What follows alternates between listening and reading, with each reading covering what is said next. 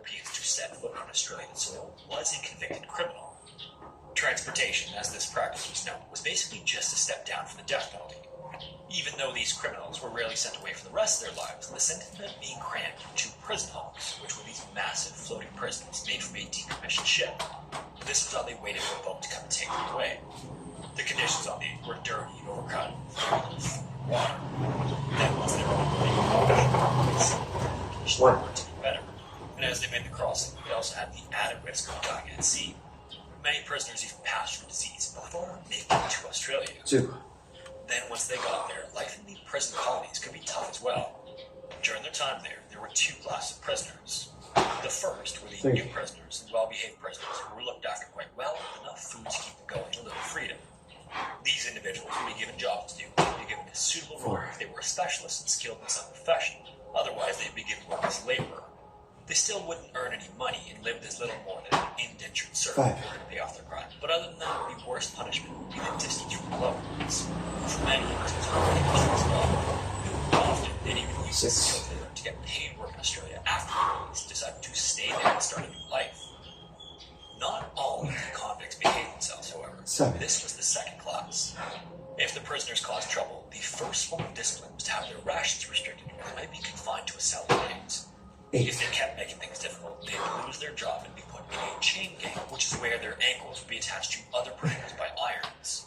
They'd also have their diet restricted to just 1 1/4 pounds of bread and 4 ounces of oatmeal per day with a bit of sugar in it. Chain gangs also got the most demanding backbreaking work.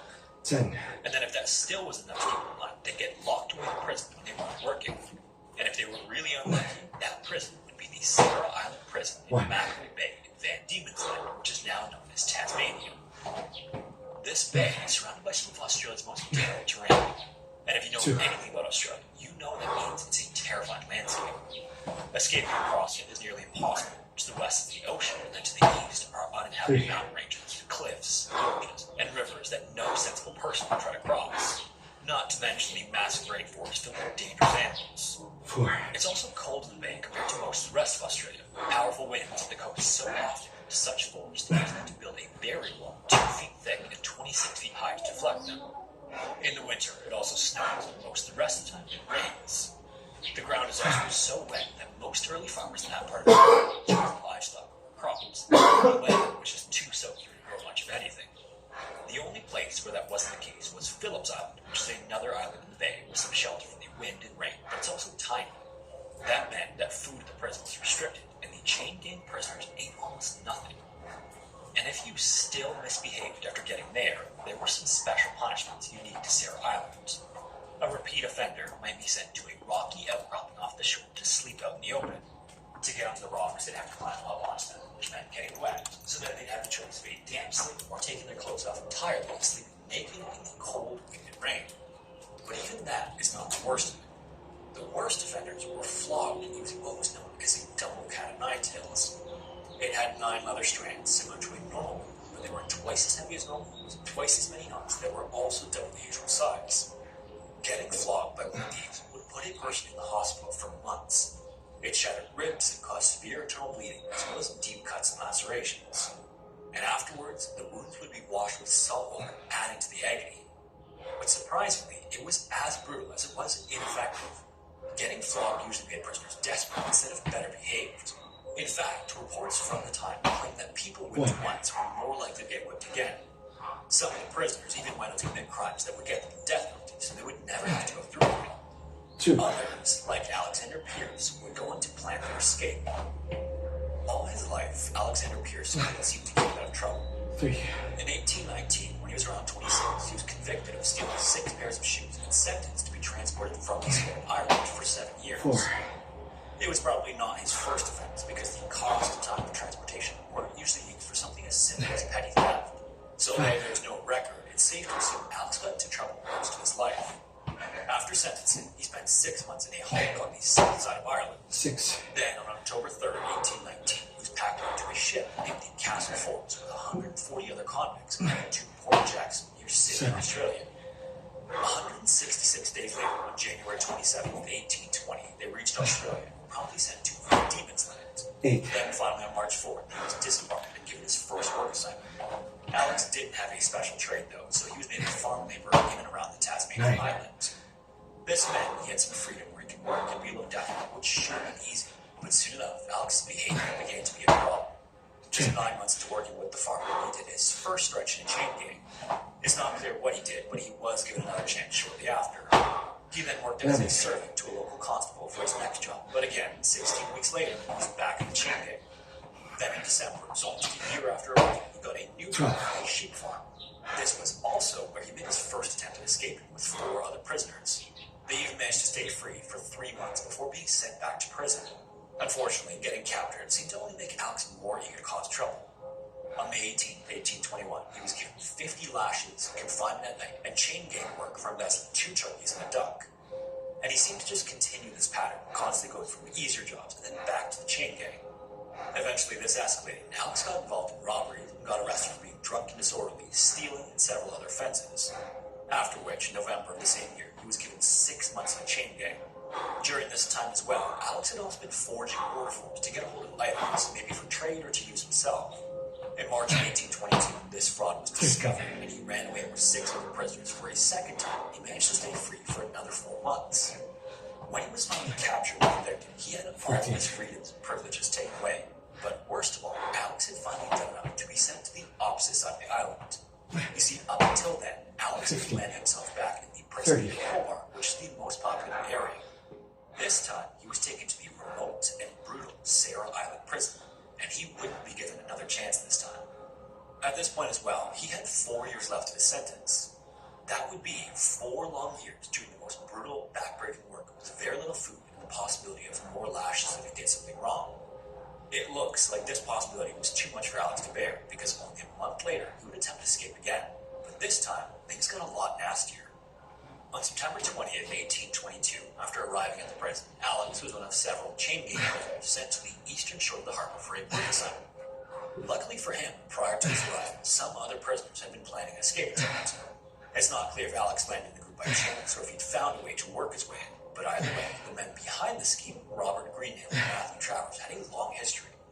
They'd known each other back in Ireland since before they were convicted, and they tried to escape once before by stealing a small boat. This time, the plan was to use the work assignment to escape. Their job would be to cut timber that would be sold in the local towns. That meant leaving the island and going to the mainland, having your irons removed so you could work safely, and each man would be given a potentially deadly weapon, which was an axe. Now, just as a warning, the details of what happened next come from 4 confessions, all probably, but not definitely given by Alex. And although they don't wander too far from a single narrative, they do have crucial differences. Alex gave the first of these confessions shortly after being captured in 1822, and it's usually thought that he gave this confession to one of the local magistrates, Reverend Knopper, who oversaw his trial. And this confession is a strange piece of writing, flipping from third person to first person, reading more like someone took an official statement about what happened and turned it into a confession he asked Alex to sign. According to this confession, on the way to their work assignment, as the boat got closer to the shore, the prisoners jumped out before the guard could stop them, ran toward a hut where the workers were stationed, and threatened them with their axes. Then they took all the food in the cabin, extinguished their fire so no one could see them back to the prison, sank one of these 2 boats, and then took the other down the river. When they reached as far as Phillips Island, they landed across the mainland, smashed their boat, and then hit to pieces. The men then headed inland, each carrying whatever they could toward a mountain. They arrived at the base around 3 p.m., climbed over 2,500 feet toward it, and from there they could see the whole bay of the prison, and they wondered if the prison could also see them, so they kept hidden away in the brush. By the time they reached the top, it was late evening, so they lit fires and made themselves as comfortable as possible in the cold and damp weather. They also took turns keeping watch for any search parties while the others slept. In the morning, they carried on, trying to stay as high on the mountain ridges as possible. Then that evening, they stopped at a creek for water, ate some food, and made camp again for the night.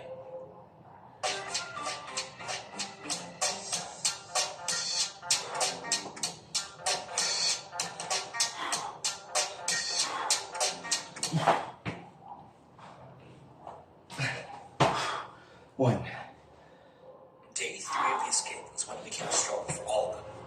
The weather was just terrible, with non-stop rain and freezing cold winds.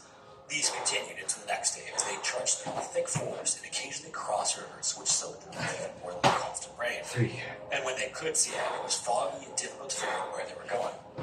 On the plus side, Alex was sure being pursued anymore, which somewhat relieved the tension. They were hungry and getting hungrier. That night, they found a barren hill, but at the top, they realized there were no trees, just bare shrubland.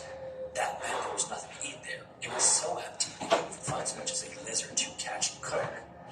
They would eventually make camp for it, and for the first time, some of the prisoners expressed that their decision to escape may have been a mistake. On day 5, the rain kept coming down. It was more torrential than ever, and they hardly got anywhere. Eventually, they found a spot with some shelter where they decided to camp for a while and hoped the weather would pass. On day 7, the rain settled and the fog lifted. They could make it a mountain in the distance known as Frenchman's Cap. Reaching it meant they were about 19 miles from where they left the water. Then once they got to the mountains, the area wasn't as barren anymore, so they cut trees, built barriers from the wind, and started a fire. On day 8, the weather was better again, but the bush was so thick it made it almost impossible to make any progress. They decided the best way to keep going was to take turns going ahead with an axe to cut a path. While doing this, to keep tabs on each other because they were spread out, they called out from time to time, but at some point, somehow, 3 of the prisoners disappeared. Rather than worry that they might have been left behind, the others were worried they had given up and were instead on their way back to let the guards know where they were to try to get some leniency for their escape attempt. So rather than go back and look for them, they increased their speed through the dense bushes. On day 10, the rain came down hard again, and the remaining 4 men were desperate to find any sign of people. Despite the weather, though, they crossed another set of mountains. Then they found a river on day 11 and camped beside it overnight. The next day, the men who could swim helped those who couldn't get over the river. By then as well, their shoes had worn out and walking was painful. They were also hungry, cold, and wet, but they began to slow down, managing only 4 or 5 miles on days 13 and 14. Then on day 15, they reached another larger river. Because they hadn't eaten for days, there was just no way they could cross. They didn't have the strength. This is when someone in the group had an idea. Alex claims, at least in this first confession, that the group came up with the idea together, but obviously someone must have suggested it first. What the group had decided was that it might be better to sacrifice one man so the others could survive by eating him. And apparently, they were all so hungry and desperate that they decided this was a good idea. They then drew straws, and a man named Thomas Bodenham drew the short straw. According to Alex, he didn't panic or beg. He only asked to be allowed to pray and ask God for forgiveness for his crimes. Then they sent 2 of the group off to collect wood, knowing they wouldn't like what was about to happen. Alex claims that Robert then took his axe and struck Thomas in the head, instantly taking his life. And the reason Robert was chosen for this task was because, according to Alex, he was the only one of them who had killed before. Then Robert took out his knife and removed the edible portions that the others cooked on the fire. And according to Alex, once again, how easy all this seemed to be for Robert was unsettling and made the rest of them uncomfortable. Either way, for the next 8 days, they continued making their way through the bush with their new source of food keeping them alive. And soon enough, this began to run out too. Eventually, they reached a valley with fern roots growing around a small stream, and one of the men, John Mathers, thought this might be a good food source. He scoured the valley for the youngest roots he could, managed to get a fire, and then boiled some of the roots. After letting it simmer for a while, he ate some of it, and these turned out to be completely inedible, and John began to heave and then threw up everything he'd eaten. And then, according to Alex, Robert struck John in the head with his axe. This somehow wasn't a fatal blow, and John then managed to wrest the axe from Robert's hands. Incredibly, John restrained himself, and instead of retaliating, only insisted that Robert shouldn't be allowed anywhere near the axe again, which was unanimously agreed to by the others. Later that day, John confided in Alex that he thought Robert and Matthew, given their prior history, would stick together and were just looking for the right moment to attack him, and that he and Alex should watch out for one another. Horrifyingly, 2 days later, maybe because he wanted to side himself with the strongest people in the group, a starting Alex decided that Robert and Matthew were the better chance of survival. One evening, one of the 3 of them pretended to be Galileo and moved close to John. Then, before he could stop them, they pinned him to the ground, took the axe, and this time they were successful. Afterward, Robert found excuses to justify what they'd done. He said they were probably close to a town, and he didn't think that John would have kept quiet about what had happened to Thomas. So not only did they have the strength to reach salvation thanks to the additional food, but they also saved themselves from the gallows. They all agreed with this sentiment, and when they found strength, they carried on, although Alex, admittedly, was still a little bit worried about Robert. 4 days after they'd taken John's life, a venomous snake bit Matthew in the leg while they were walking. They didn't immediately know it was venomous until his leg swelled up, making it so painful to walk that he couldn't go any further. Matthew then told the others to go on without him, because between the hunger and the worst of it, he was sure his end was near. And he, like John, just wanted to pray and find forgiveness before he died. But Robert cared that he was going to leave his friend to die. They would end up staying with him for 5 more days, and Robert did all he could. He fed him, brought him water, and tried to make him comfortable, but Matthew was in severe pain and his condition was worsening. Alex, on the other hand, partly because he thought Matthew had no chance of surviving, but mainly because the food they had was running out, wanted to end Matthew's life. But Robert wouldn't even entertain the idea. This wasn't just some convict he managed to escape with. This is a man he'd known all the way back in Ireland. On day 6, after he'd been bitten, Robert decided they'd try and keep going and just take Matthew with them. But if the walk had been difficult before, it was nearly impossible with the extra weight. Later that day, Matthew fell asleep while they were taking a moment to rest, and while he was out, Alex again brought up whether it was right to keep Matthew alive. While they discussed this, Matthew woke up for a second from the excruciating pain in his leg. He screamed out in agony for a moment, then fell unconscious again. And this was finally enough to convince Robert that he could no longer leave his friend in that much pain. One of them then took the axe and finished him off. Afterward, as with the others, they made a fire and ate some of their new food and stayed in the spot for a couple days to regain their strength. 3 days later, they made their way up a ridge of some mountains to see if they could see any sign of people. They were sure there had to be some settlement somewhere, but they were wrong. There was nothing but more plains. It was just an endless expanse without a single town or road in sight. But then they spotted what they thought might be a path made by livestock. They went to work, but unfortunately, when they got closer, it was clearly a natural formation of the landscape. Over this period of time, Alex was increasingly suspicious of Robert. With their food gone, it seemed like it might only be a matter of time. Because of this, at night, Alex positioned himself in such a way that if Robert came for him, he'd hear him coming. And it was a good job he did. Half asleep one night, he heard the axe being knocked off the ground. Alex then pretended to wake up, and Robert backed on, and his intentions were clear. From that point, Alex knew he had to get the axe. It was him and Robert. The problem was that Robert kept close to him during the night and slept with it under his head at night, making it hard to get to. But eventually, one night, Alex managed to creep over and slowly slid the axe out from his head before using it on him. Robert was finally dead, and Alex was on his own. Alex then took some rations and continued to walk across the plains. Sometime between November 8th and 15th, so a minimum of 49 days since they escaped, Alex stumbled across a flock of sheep.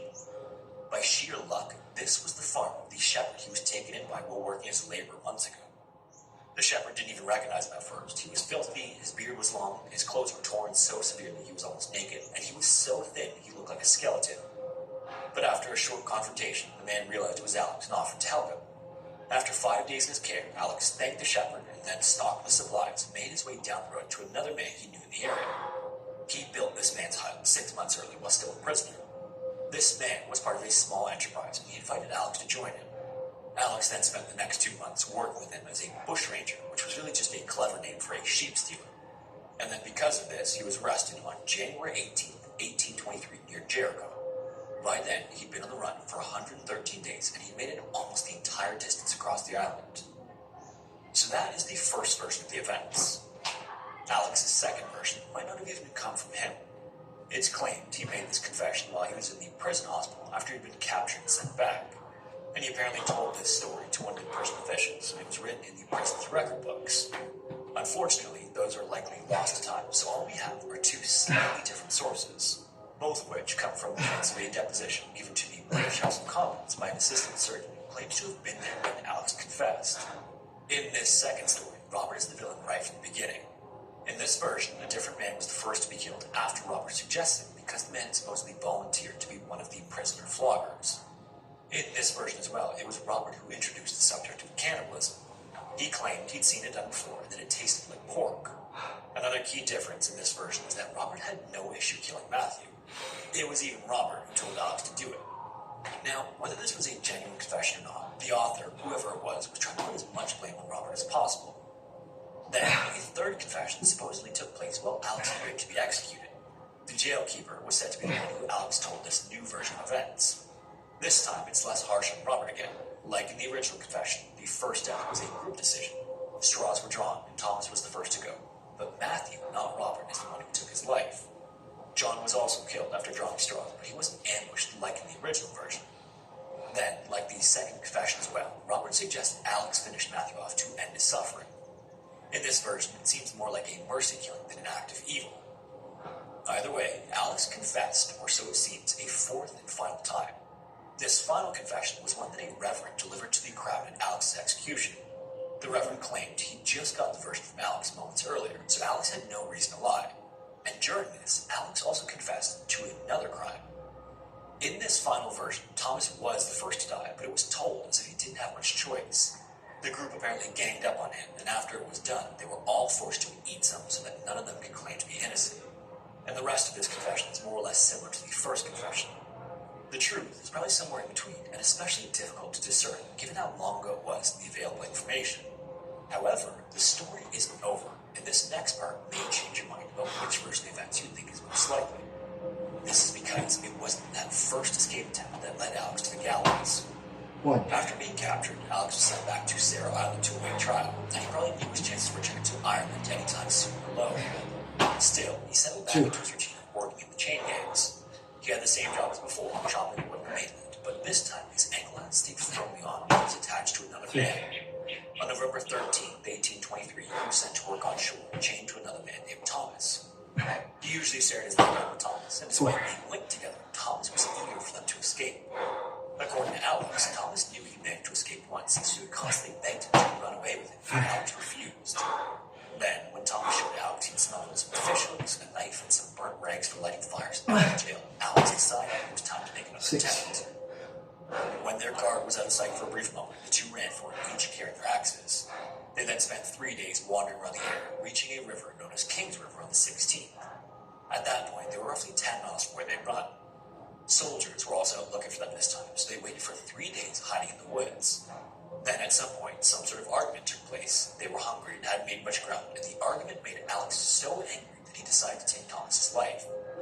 Then, once again, he ate his companion. As you might have noticed, this was becoming almost a habit.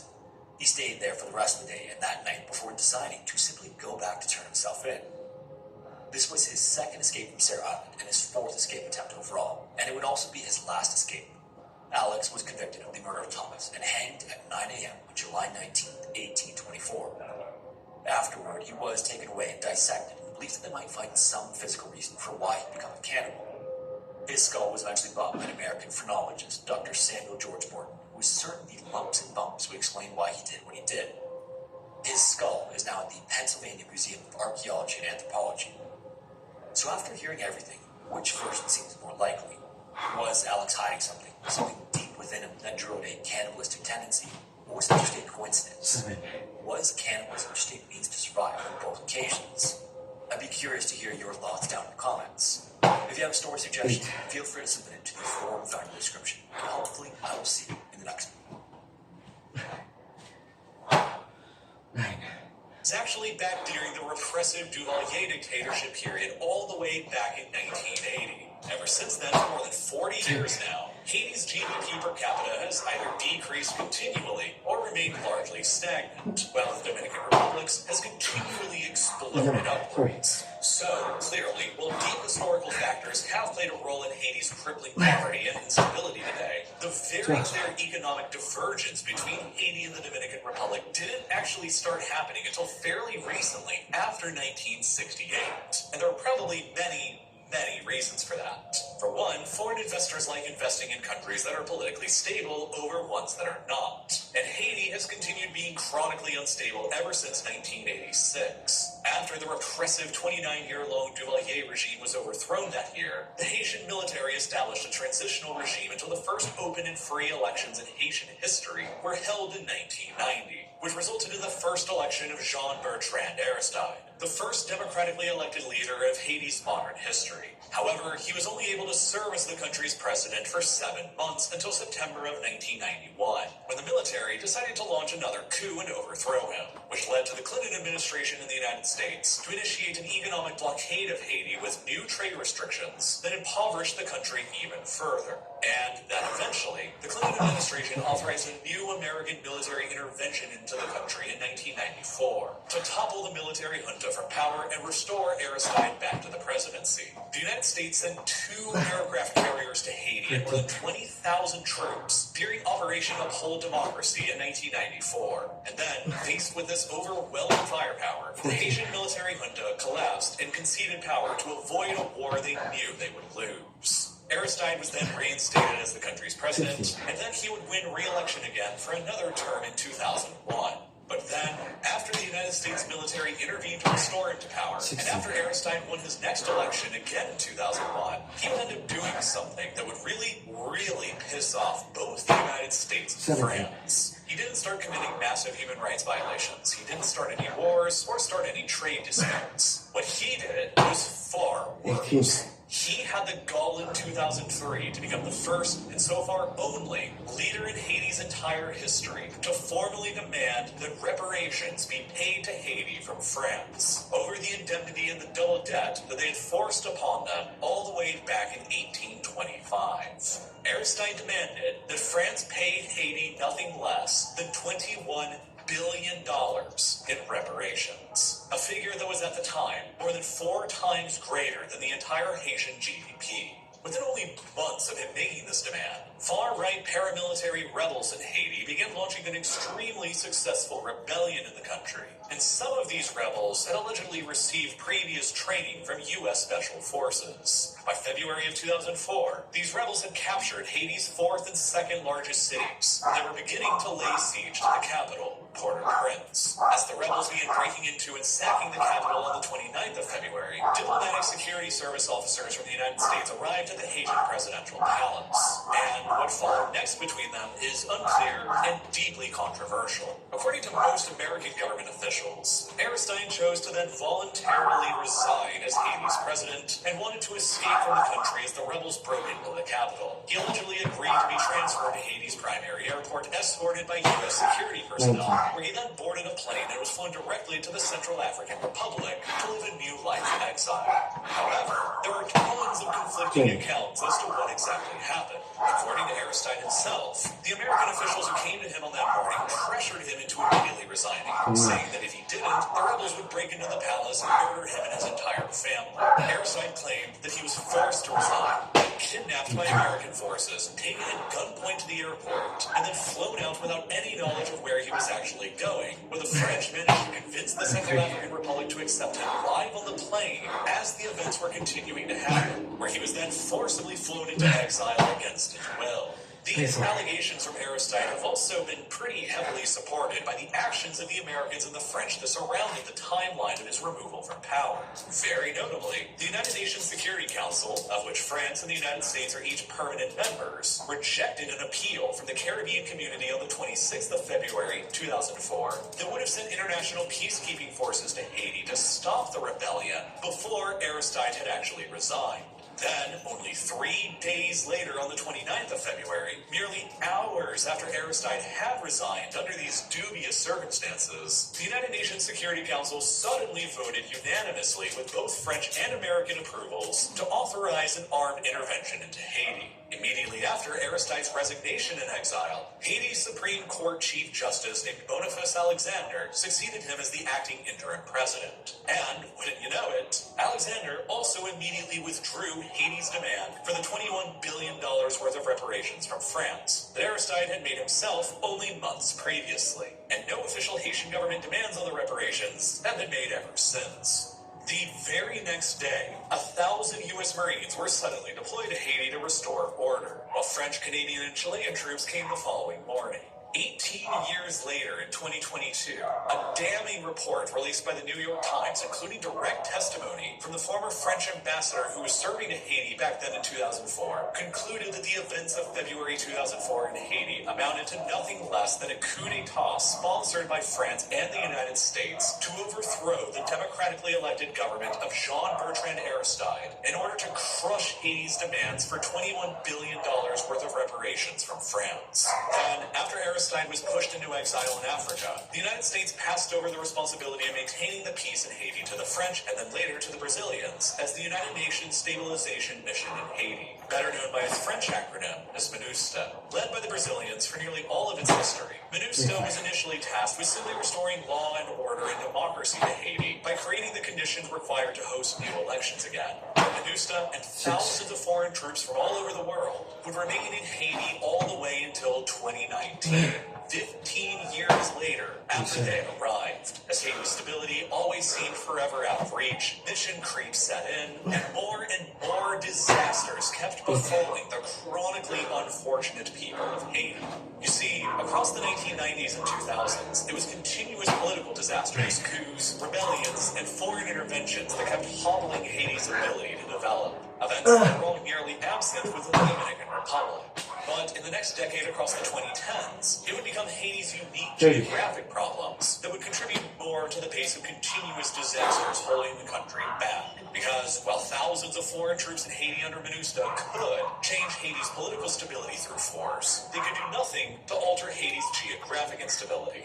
You see, despite being located on the same island, Haiti and the Dominican Republic do have some very notably different geographic quirks about them. While some people have speculated in the past that the rainfall levels are higher in the Dominican Republic and that contributes to better agricultural potential, that's not actually really true. Rainfall levels across both sides of the island are fairly consistent, and if anything, the Haitian side actually receives a little more rainfall than the Dominican side does. With abundant rainfall, warm temperatures year-round, and fairly good soils, both sides of the island naturally possess a very strong capability for agriculture. That's why Haiti was the epicenter of the global sugar and coffee industries back during the colonial era. Both sides of the island have also experienced very similar demographic growth rates since the start of the 1950s. In 1961, at the end of the Trujillo dictatorship in the Dominican Republic, Haiti's population was roughly 4 million, while the Dominican Republic's was about 3.4 million. 40 years later, by 2001, the Dominican Republic's population more than doubled to about 8.7 million, while Haiti's would roughly double as well to about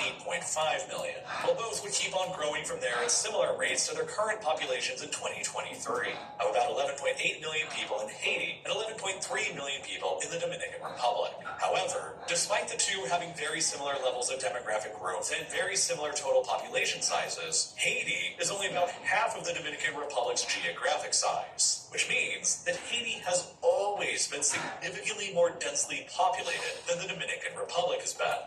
In fact, out of all the countries in the world today with more than 1 million people, Haiti is one of the most densely populated anywhere, with an average density that's roughly identical to the Netherlands. Other than little Barbados, Haiti is the most densely populated country in the Western Hemisphere today, with a significantly higher density than all of its immediate neighbors. But density all on its own doesn't imply poverty. In fact, higher population densities appear to correlate more with greater wealth generation worldwide, not less. Out of the top 15 densest countries with more than 1 million people in the world, roughly half of them are considered to be highly developed economies. Most of them are fairly middle of the road, and only 3 of them are considered to be least developed countries. And only Haiti among those 3 is located outside of sub-Saharan Africa. Within Haiti's unique geographic setting, however, higher population density works against it, in the sense that Haiti is also one of the most uniquely vulnerable locations in the world to frequent natural disasters of many different kinds. Both sides of Hispaniola are very frequently battered by tropical storms and hurricanes, being that Hispaniola is placed in the Western Atlantic and the Caribbean, which is one of the most hurricane-prone locations in the world. Devastating and powerful hurricanes have rocked both Haiti and the Dominican Republic all throughout their histories. But Haiti has evolved over time to become more vulnerable to these storms for 2 very big reasons. First, Haiti's population is obviously far more concentrated than within the Dominican Republic,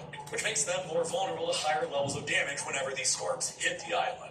And second, Haiti has a serious deforestation problem that the neighboring Dominican Republic simply doesn't have. Haiti cut down huge amounts of their forests to sell to the French and the Americans across the 19th and 20th centuries to help pay off their double debt. Well, more recently, it was eventually found that Hispaniola has practically zero coal, oil, or natural gas resources. And that's meant that for their entire modern histories, both Haiti and the Dominican Republic have had to import virtually the entirety of the fossil fuels that they've consumed. And both continue relying on these imports very heavily. Haiti continues to generate 80% of their electricity with these imported fossil fuels, while the Dominican Republic generates 85% of their electricity with them. And both continue to overwhelmingly rely on imported gasoline for their transportation sectors. But because the Dominican Dominican Republic has been a more politically stable source of foreign investment ever since the 1970s. The Dominican Republic has been able to attract greater foreign investment than Haiti has, and so they have a significantly more developed electricity grid than Haiti does. While the Dominican Republic's electricity grid is far from perfect, it's still subject to occasional blackouts. More than 98% of the Dominican population has regular access to electricity as of 2021, while only 47% of Haitians have regular access to electricity.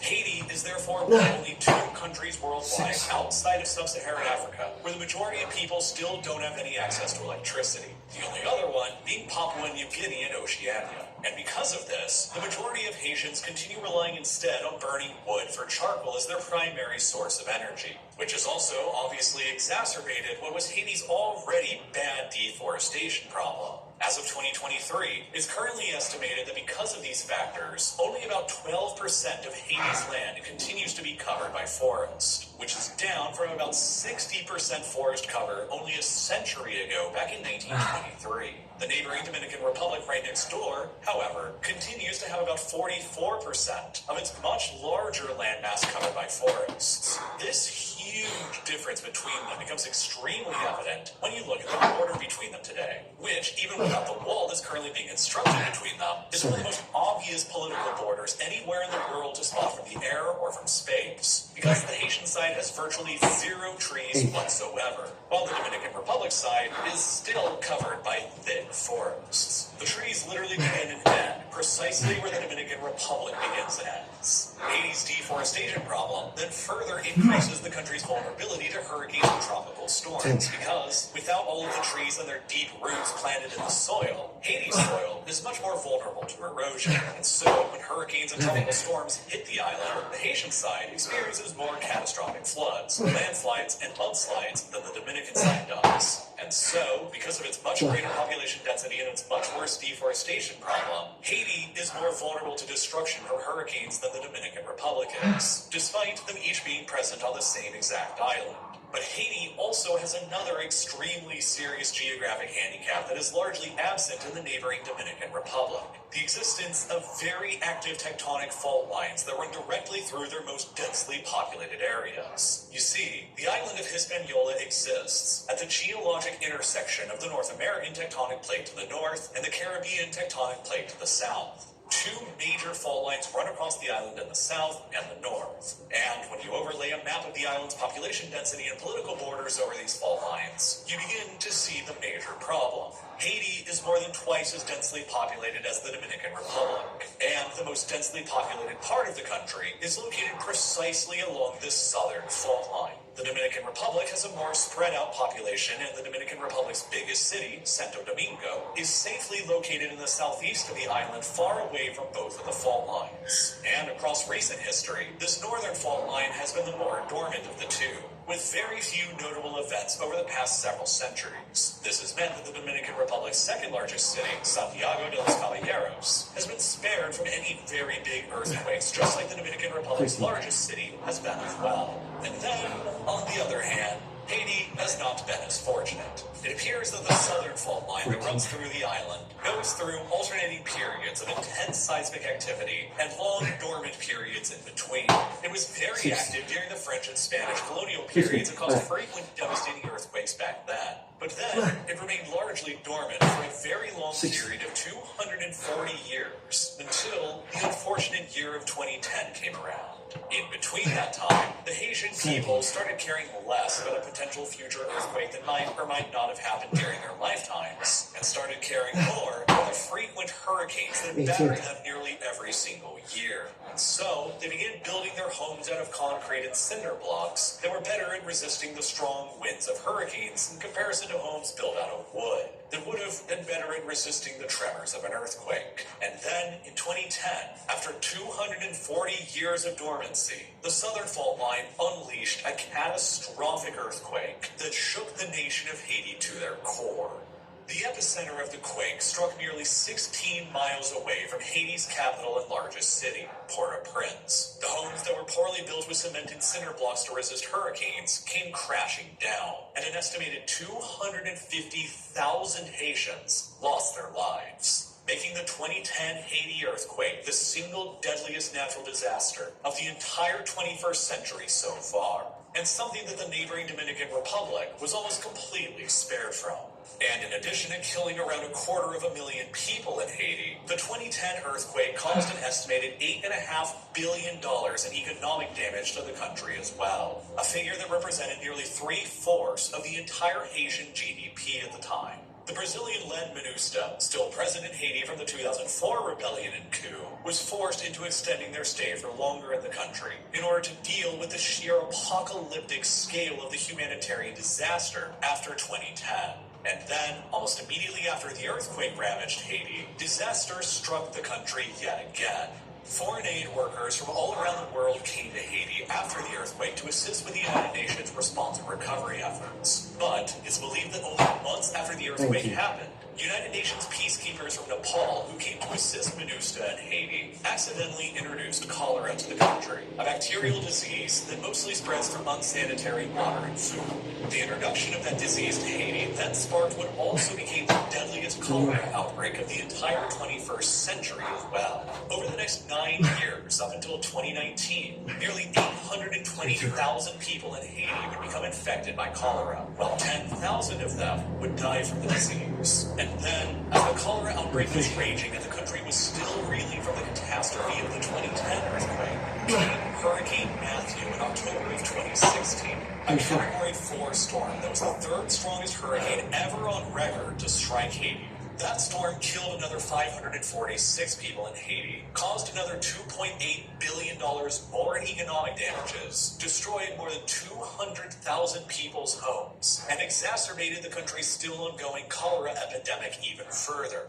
MINUSTA would finally withdraw from Haiti in 2019 after 15 years of continuous presence in the country. But the lasting legacies of the 2004 U.S. and French intervention in the country that overthrew the democratically elected president who had demanded reparations from France, and then MINUSTA's subsequent introduction of cholera to Haiti that killed thousands more, all combined to severely damage Haiti's trust in the rest of the outside world. While the failure after failure of the 1994 intervention and the 2004 to 2019 intervention to actually establish stability within Haiti left a bad taste in the mouths of the outside world as well, who didn't really want to try intervening in Haiti again. Haiti's last elected president, Jovenel Moïse, was elected in 2016 as MINUSTA continued remaining in the country. And that would ultimately end up becoming what is to date the final election that's ever been held in the country. Moïse himself repeatedly faced accusations of corruption, and after he started delaying Haiti's parliamentary elections that were supposed to be held in 2019 while MINUSTA withdrew from the country, protests against his administration began growing and then came his assassination in July of 2021 under the aforementioned deeply suspicious circumstances. And Ariel Henry, who might have had something to do with the assassination,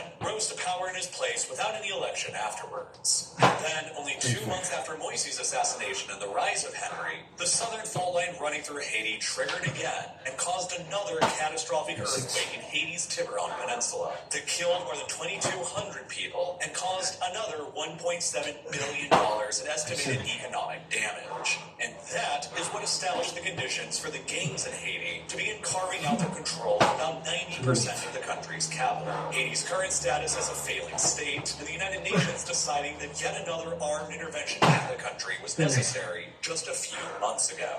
This time, however, the Biden administration in Washington decided that the United States would not be the one leading the intervention on the ground because of how badly all of the past several U.S. interventions into the country have all gone. After approaching Canada and Brazil, who each refused to lead the mission, Washington eventually turned to Kenya to lead this latest intervention.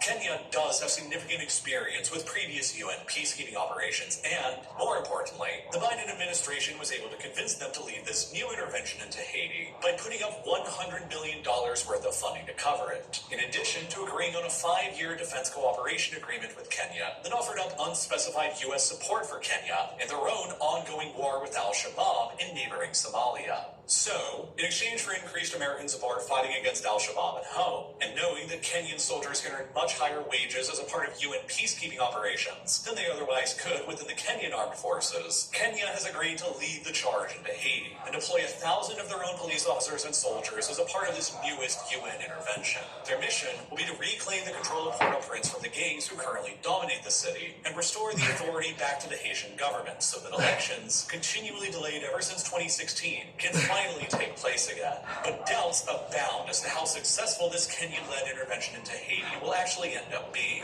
There is a very, very long history of corruption in both the Kenyan and the Haitian police forces. There are fears that Kenya's intervention might end up just strengthening the power of one gang in Haiti that happens to have ties to the Haitian government and police that will end up dominating over all of the others. And while the Kenyans, backed by American funding, might be able to restore the Haitian government's security sovereignty, two things that they won't be able to restore to Haiti on their own will be the country's monetary sovereignty and its safety from continued natural disasters. In total, natural disasters in Haiti between 2010 and the present have caused around $14 billion worth of economic damage to the country and have continued hollowing Haiti's ability to develop. While the last time that a major natural disaster hit the Dominican Republic was Hurricane George back in 1998 that caused more than $9.3 billion in damage. But there have been very negligible natural disasters that have happened to the Dominican Republic ever since. Ultimately, without the same deforestation problem, without the same high levels of population density, and without the same levels of crippling economic lost opportunities from the colonial era that Haiti has endured, the Dominican Republic has been much more resistant to earthquakes and hurricanes than Haiti has been. And with much less frequent catastrophic natural disasters and greater political stability, the Dominican Republic has been able to accomplish a lot of things recently that Haiti has never been able to do, like establishing an absolutely booming tourism sector. In 2022, more than 8.5 million tourists visited the Dominican Republic, making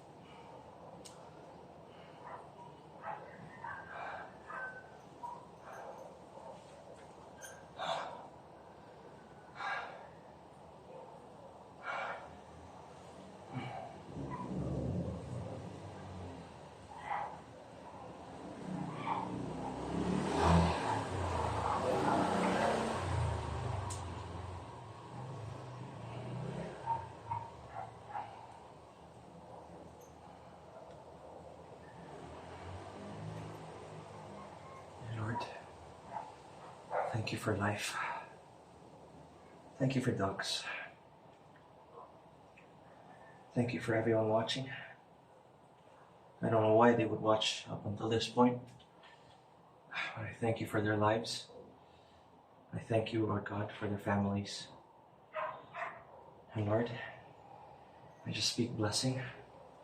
I speak your blessing, O Lord God, upon them and upon us, Lord God. In spite of all that we are going through, Lord, be with all of us this week.